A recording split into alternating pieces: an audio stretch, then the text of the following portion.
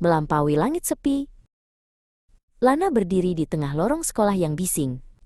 Di usianya yang ke-16, ia telah belajar bagaimana cara tertawa pada saat yang tepat dan berbicara tentang hal-hal yang tidak penting. Namun, di balik topeng keramahannya, ia merasa seperti sebuah pulau terpencil di tengah samudera yang luas. Ia dikelilingi banyak orang, namun tidak ada yang benar-benar melihatnya. Sore itu, Lana melarikan diri ke atap gedung sekolah, tempat satu-satunya ia bisa bernapas tanpa harus berpura-pura. Ia menatap langit yang mulai berubah warna menjadi jingga kemerahan. Dulu semuanya terasa lebih mudah, bisiknya pada angin. Kenangan tentang masa kecil yang penuh warna dan imajinasi terasa seperti mimpi yang memudar. Tiba-tiba, sebuah gumpalan putih kecil meluncur turun dari langit. Gumpalan itu tidak jatuh seperti benda mati, melainkan menari-nari di udara. Lana terbelalak. Itu adalah awan ajaib, sahabat masa kecilnya, yang ia kira hanya merupakan produk imajinasi masa lalunya yang terlalu aktif. Awan itu tampak lebih cerah, seolah-olah menyimpan cahaya bintang di dalamnya. Awan ajaib itu mendekat, menggesekkan permukaannya yang lembut ke pipi Lana. Rasa hangat yang familiar menjalar di hati Lana, meruntuhkan dinding kesepian yang telah ia bangun selama bertahun-tahun. "Kau kembali?" tanya Lana dengan suara bergetar. Awan itu berputar dengan riang, seolah-olah mengatakan bahwa ia tidak pernah benar-benar pergi. Tanpa peringatan, awan ajaib itu mulai mengembang. Ia tumbuh menjadi besar, cukup luas untuk diduduki oleh seorang remaja.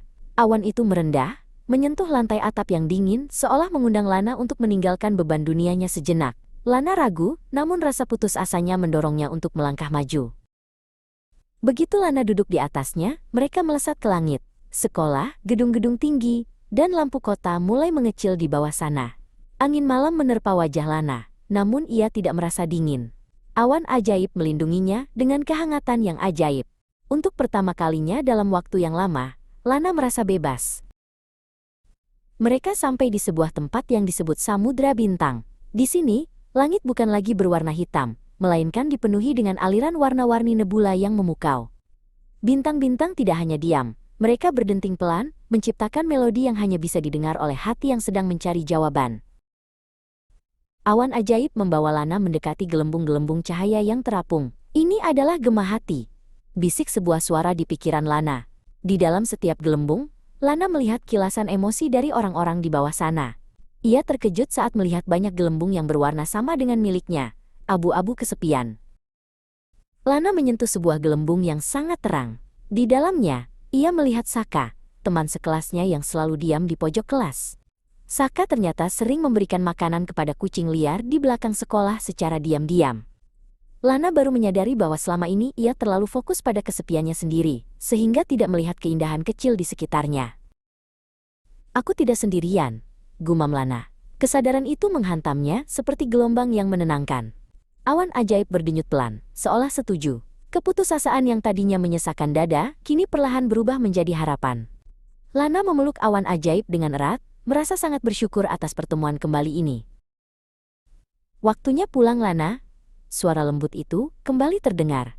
Awan ajaib mulai meluncur turun, menembus awan-awan biasa, dan kembali menuju dunia manusia. Namun, bagi Lana, dunia di bawah sana tidak lagi terlihat seperti penjara yang sepi.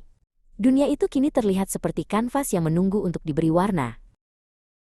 Keesokan harinya di sekolah, Lana tidak lagi berjalan dengan kepala tertunduk. Ia melihat Saka duduk sendirian di bangku taman, sedang menggambar di buku catatannya. Alih-alih berjalan melewatinya seperti biasanya, Lana memutuskan untuk melakukan sesuatu yang berbeda. Ia teringat akan cahaya di dalam gelembung semalam. Lana menghampiri Saka dan duduk di ujung bangku yang sama. Saka mendongak dengan terkejut. "Gambar yang bagus," kata Lana tulus, menunjuk ke arah sketsa kucing yang sedang dibuat Saka. Saka tersenyum malu-malu, sebuah senyuman yang belum pernah Lana lihat sebelumnya. Mereka mulai berbicara, bukan tentang hal-hal yang tidak penting, melainkan tentang hobi, mimpi, dan perasaan menjadi berbeda. Lana merasa sebuah ikatan mulai terbentuk. Kesepian itu tidak hilang sepenuhnya, tetapi kini ia memiliki seseorang untuk berbagi beban. Di kejauhan, di balik jendela kelas, Lana bersumpah ia melihat sekilas gumpalan putih kecil yang melambai padanya. Lana kini menyadari bahwa keajaiban tidak selalu harus berupa awan yang bisa terbang. Keajaiban ada pada keberanian untuk membuka diri dan melihat cahaya di dalam orang lain. Dengan senyum lebar, Lana berjalan masuk ke kelas, siap menghadapi hari-harinya.